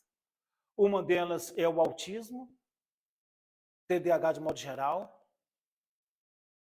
e o Alzheimer. Mas Alzheimer para velho, não. Pergunta se minha mãe tem Alzheimer. Eu estava perguntando o número de telefone aqui, irmão sabe não sei o que, eu sei só 2. Para minha vergonha, eu sei 2. Aí o irmão sabe 5, não sei o que, não sei o que. Aí tinha uma irmã ali, caladinha ali, 54 anos, irmã aqui da nossa igreja. Ô pastor, você me perguntou, você não deve saber nada, irmão, você deve saber meia dúzia. Eu falei assim, eu sei 50. Caraca, 50? 50? Hein? Não, foi 100, né, Doce? Aí ela falou que sabe 100 números. Uou, como assim? Isso é um milagre. Bom, quando nós tratamos desses termos, não pense você que dá a sensação de uma prisão. Não. João 8,32, não, 31 e 32 que ele tem que citar. Se vós permanecerdes na minha palavra, verdadeiramente sereis meus discípulos e conhecereis a verdade. E a verdade vos libertará. Crente é liberto. Vamos continuar, gente? Onde estamos? Leia.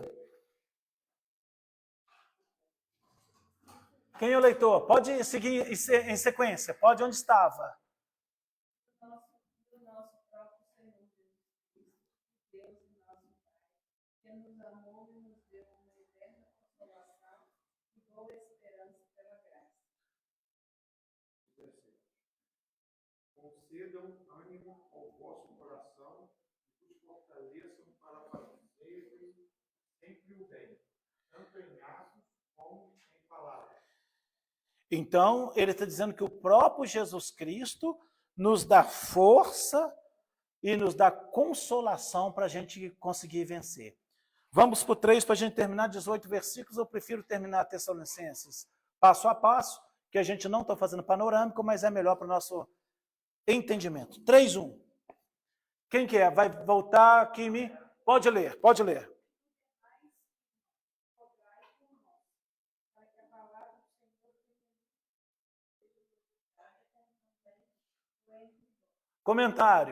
Comentário, outra oração. Já fizeram essa oração?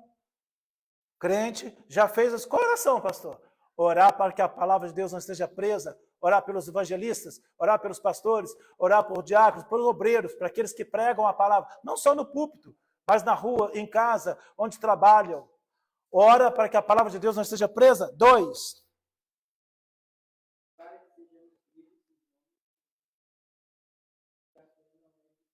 Então ele está dizendo assim, ora porque o diabo não usa essas pessoas. E é uma revelação. Todo mundo tem fé. Não, muitos não vão crer. 3. Todavia o Senhor é fiel, ele nos confirmará e guardará do maligno. Amém. Promessa de Deus.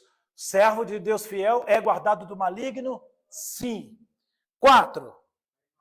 Beleza, obrigado. E confiamos de vós no Senhor, que não só fazeis, como fareis o que vos mandamos. 5. O Senhor conduz o coração de vocês. vocês ao amor de Deus e perseverança de Cristo. Mais comentário. Então, outra oração. Oramos para que as pessoas estejam no quê? No amor de Deus e na paciência, na Bíblia do irmão, na perseverança. Orar para que perseverem. 6. Nós nos ordenamos, irmãos, em nome do Senhor Jesus Cristo, que vos aparteis de todo irmão que ande desordenadamente, e não segundo a tradição de que nós recebestes. Então, irmão desordenado, meu chapa, não tem vez na igreja. E ponto final, ué. E é isso que eu sigo. Ponto final. Irmão desordenado. Por quê? Porque uma pessoa que vem do mundo torta é aceitável, mas dizendo-se irmão, não. 7. E vós mesmos sabeis como devemos imitar-nos, pois que não nos portamos desordenadamente. Paulo, então, está dando um exemplo. Ele falou assim, não, eu não fiquei errado entre vós, não. 8. Nem comemos de graça o pão de ninguém. Antes, com labor e fadiga, trabalhávamos noite e dia para não sermos pesados a nenhum de vós. Tá certo? Então, Paulo está falando do trabalho que fazia, que ele não recebeu dos Tessalonicenses, embora recebeu de outras igrejas. Ele falou assim, eu não estou pesando vocês, não, e estou fazendo o meu serviço. Olha ele dizendo, não é o caso de falta de autoridade. 9.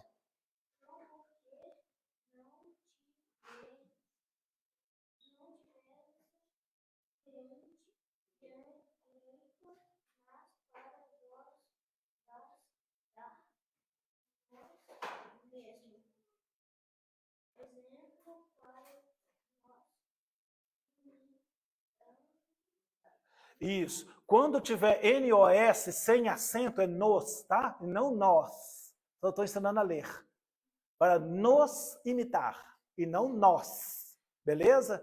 Né? Nós é uma coisa. Nos para... Tá certo? Só para eu entender, porque é o pronome pessoal do caso reto. Deixa para lá. Vamos lá. Verso 10.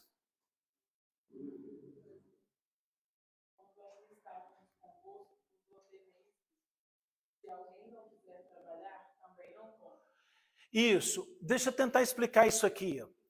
Muitos deles largaram seu serviço, largaram tudo, por quê? Porque Jesus está vindo. Segundo consta na tradição cristã, diz que eles estavam vivendo uma coisa chamada padronagem. O que é padronagem? Padronagem é alguém que vivia aos pés de um ricaço romano, de um nobre romano, fazendo algumas coisas ali, e sempre dá um dinheirinho, vivendo de migalhas dos romanos. E aí o cara, de vez em quando, recebia um donativo lá e pedindo esmola. Doutrina para nós. Doutrina. Deus não quer nenhum de nós na mendicância. Vários mendigos vêm aqui, ó. Mas é sempre, né, Doce? Tem uns mendigos assim que já tem que ter carteira. Você quer que eu faça carteira? Você quer? E toda semana o cara vem, pô, fazer uma carteira para você, irmão. Não, peraí. Fazer uma carteira que você chegar com a carteirinha aqui, ó. Aí eu já tiro 10 conto, porque... cartão fidelidade, porque eu acho que aqui me erra. E aí vem aqui toda semana. Então, várias pessoas já entrou aqui, eu falei, ó, deixa eu orar para você, ó, irmão. Deus não quer você assim. Eu duvido, você sabe que o seu conteúdo é prosperidade. Eu duvido que Deus quer alguém na mendicância. Eu sei que Deus deixa alguém passar privações, uma situação difícil. Isso acontece sim. Mas a mendicância, você perde a dignidade, que você não trabalha, que você não produz, eu duvido. Verso 11. Pois fomos informados de que alguns entre vós andam desocupados, sem querer trabalhar e se intrometendo na vida particular dos outros. Não, o vagabundo é assim, né, cara? O cara vagabundo quer dar pitaco na sua vida, cara.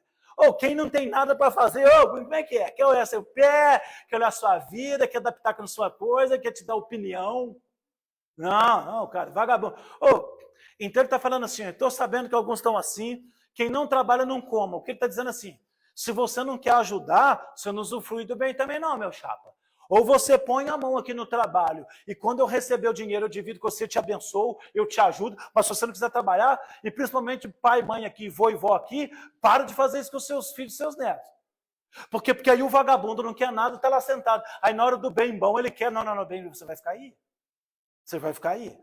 Ah, mas sem nada? É.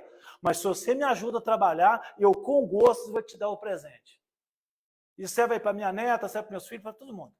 É ou não é? Ou você pega para ajudar. Você pega uma criança de 3 anos e fala assim, ajuda o papai, ajuda o vovô a juntar. Ajuda ou não ajuda? Fala para mim, ajuda ou não ajuda? Ajuda. Mas vai ficando grandinho, o que acontece? Não quer. Entendeu? Quando é criança, ela está doida para trabalhar, o filho começa a imitar o pai. Eu lembro do menininho lá, filho de pedreiro, aí tem capacete, tem martelinho, e quer estar brincando, quer estar trabalhando. Até ele entender o que ele está fazendo, mas deixa para lá. Mas enfim. Né? Quem não trabalha não coma. Isto é, o que ele está dizendo assim, quem não ajuda, não goza do bem. Isso é muito sério. Isso é muito sério, irmãos. Sabe? Ó, irmãos, todos aqui precisam trabalhar. Mas sou pastor, precisa trabalhar. Como? Cada um dentro de seus limites. Aí é que tá. Não, mas minha mãe tem 70 anos, não quer trabalhar. Peraí, ué. Você quer que carregue um saco de cimento nas costas? Não é disso que está falando. Mas que ela tem ali as obrigações. Irmãos, quem trabalha mais, vive mais. Quem tem uma ocupação, vive mais. Já falei para você, vou repetir. Pessoas aposentadas que não fazem nada, morrem. De muitas coisas, mas o principal é de desgosto. E sentir assim, eu sou um inútil, eu não ajudo ninguém conta comigo para nada. É muito triste. Então, nenhum velho e nenhuma senhora ou senhor são obrigados a trabalhos, principalmente trabalhos forçados. Eu sou realmente a favor e dou louvor às criações de lei. Velho tem prioridade para passar a rua, prioridade no balcão, prioridade no atendimento. Claro, precisa ser respeitados. E não pode trabalhar pesado. Quem trabalha pesado é novo, cara forte. O cara forte lá puxa um peso lá. Mas o velho não. Quebrar a coluna do velho? Assim, ó. Então, assim, o serviço perigoso subir em escada, né, irmã? Subir em escada, né, irmã? Não subir, viu, Roberto? Mas puxa a rédea mesmo. Aí tá lá subindo aí uma escada, cai a velha lá, aí você vai ver, quebrar um fêmur. Brincadeiras à parte, mas sério mesmo, é. É ou não é? Hein? Não, Roberto, porque às vezes parece uma coisa assim meio boba, mas uma pessoa mais doida, você quebra aquilo lá, não é uma recuperação rápida, como o rapaz ali caiu ali, tal, igual o Miguelzinho, né? Caiu, não sei o que, tá correndo com o braço engessado, tá dando murro. Perfeitamente. Para não deixar e não deixar, eu não gosto que minha mãe sobe nada. Minha mãe pegou, se a mamãe pegar quer me irritar, minha mãe passou a mão no martelo. Gente, eu vou rodar com esse martelo na veia. Deus me perdoe. Eu vou dar com o martelo na veia. Não, ela passou a mão no martelo, tipo assim, ela para sentar aquele martelo na mão. Né? É ou não é, gente? E a mamãe gosta de subir na cadeira. A mamãe tem esse mau costume. Eu falei, não, por quê? Porque qualquer um de nós, qualquer um, somos obrigados a ter que fazer para ela. Não pode, ué. Porque, então, gente, isso é muito sério. O que não faz nada está no pecado. Mas aquele que não ampara um senhor ou senhora, e não precisa ser tão velho, mas uma pessoa debilitada. É ou não é? Uma pessoa debilitada, problema na perna, problema no braço, problema sei lá o quê. Até problema mental. Até com problema mental. Precisa tomar cuidado. Alguém que tem um Alzheimer, alguém que tem uma enfermidade, também precisa ser poupado. Enfim, qual que é a doutrina? Cada um faça o que tem que fazer. Cada um faça o que pode fazer. E você fica muito bem, tranquilo, sem ser oprimido e sem deixar-se ser indisciplinado. Vamos lá que a gente precisa terminar. Onde estamos? 12, pode ler. A esses tais, porém, mandamos e exortamos, por nosso Senhor Jesus Cristo, e trabalhando com sucesso, como com seu próprio corpo. Trabalhando com sossego, quer dizer, não trabalha de arrebentar peito, não, mas trabalha tranquilo. Faz o que precisa fazer sem escravidão. 13. Quanto a vós, irmãos, jamais desanimeis de fazer o bem. Olha, essa doutrina aí é o seguinte. Olha só, irmãos, está lá escrito lá isso também lá em Gálatas 6, verso 9, né? 9 e 10. Não descansemos de fazer o bem. Irmãos, depende de que muito bem que a gente fez, tem hora que a gente cansa. Você fala, quer saber, eu cansei de ajudar. E é muito fácil se cansar. E ele falou, irmão, não cansa de fazer o bem, não. Então ele não está falando aqui que quem trabalha não coma, ele não está falando para a gente não ser misericordioso, para a gente não estender a mão para as pessoas. Ele falou, cara, não cansa de fazer o bem, não. 14.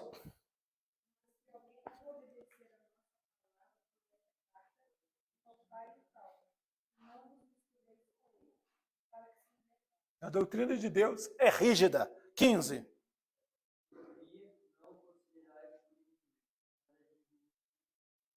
Né? Então, mas não seja grosseiro com a pessoa, mas adverte. Não deixa passar de liso, não. 16. Ora, o Senhor da paz, Ele mesmo nos dê continuamente a paz em todas as situações. O Senhor seja com todos vós. 17. Obrigado. Saudação da minha própria mão e de mim, Paulo, que é o sinal de todas as epístolas, assim escrevo. 18. A graça de nosso Senhor Jesus Cristo seja com todos vocês. Isso. A graça de Jesus seja, que é um costume cristão, graça e paz e graça, paz do Senhor, paz de Deus, paz de Cristo. Muito bem, irmãos. Eu nem vou passar para o livro de Ruth, não, para não ficar muito maçante hoje. Depois a gente estuda o livro de Ruth, porque aí para eu não perder profundidade em Ruth. Então, a regra, o que eu pensei? Nós vamos aprofundar num livro curto e num livro grande eu vou ser raso, porque aí a gente tem uma visão panorâmica. Mas onde eu tiver uma doutrina mais que se aplica de uma maneira mais veemente para a nossa, tá bom? Então, irmãos, que a graça de Deus permaneça conosco. A segunda carta de Tessalonicenses é uma das grandes revelações para nós que a Bíblia precisava ser escrita. Você precisa ter essa coisa. Estão prestando atenção em mim? Outra coisa, irmãos. Por isso que a gente faz uma prova, a pessoa não sabe nada, né? Que a pessoa não presta atenção. Bom, irmãos, concentração, aprenda, guarda isso. Concentração é fundamental. A Bíblia precisa ser escrita. Como que a gente descobriu isso? 2 Tessalonicenses, capítulo 2, versículo 2. Ela precisava ser escrita, porque alguém estava inventando a doutrina. Então ela precisava ser escrita. E se ela foi escrita porque precisa ser seguida à risca, isso muda tudo. Jesus não vem antes que o anticristo já esteja no mundo. Então, quando a igreja for arrebatada, o anticristo já vai estar.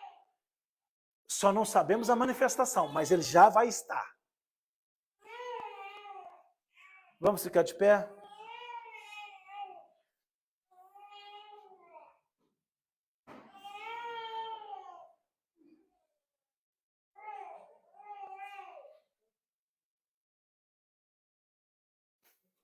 Vamos orar. Senhor, muito obrigado por a graça de estudarmos a Tua palavra. Obrigado pela vida do apóstolo Paulo, Silas, o Silvano e Timóteo. E obrigado por cada um que ao longo de todos esses anos deram suas vidas pela Bíblia, pela palavra de Deus, para que ela chegasse na nossa mão perfeita. Que a graça do Senhor aqui seja tão grande, que cada um se encontre libertado, purificado, perdoado. Que cada um não seja enganado por falsos cristos, falsos mestres, falsos doutores e falsos ensinos. Dá-nos graça, proteção contra o ensino de demônios e contra as manifestações malignas. Guarda-nos do maligno. E dá graça para cada um de nós trabalhar com a própria mão. E cada um de nós, meu Pai, honrar a palavra. E cada um de nós se fortalecer na fé. Que a graça do Senhor seja maior do que tudo na vida dos seus servos. Para a honra e glória do nome de Jesus. Amém. A graça do Senhor acompanha todos os irmãos, está encerrado. Até terça que vem. Terça que vem, o livro de Ruth, se assim Deus quiser.